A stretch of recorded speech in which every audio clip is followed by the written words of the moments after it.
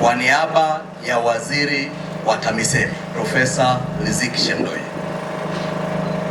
lakini nimekuja hapa pia kwa maelekezo maalum na mahususi ya Mheshimiwa Rais Samia Suluhu Hassan.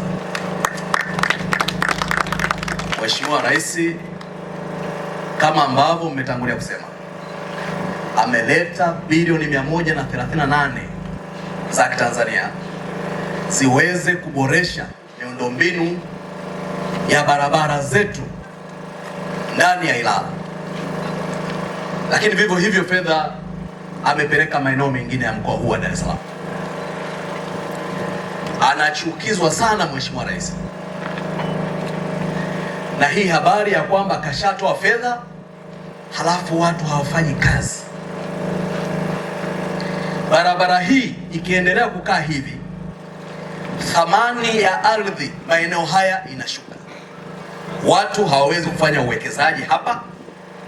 Mvua zikinyesha maji yanatwama na kunakuwa na mafuriko hapa. Lakini barabara hii inahudumia watu wengi, kuwapeleka kwenye shughuli zao za kila siku, inahudumia watu wengi kufuata huduma za kijamii, ikiwemo maeneo ya hospitali zetu kubwa kubwa ambazo ziko uelekeo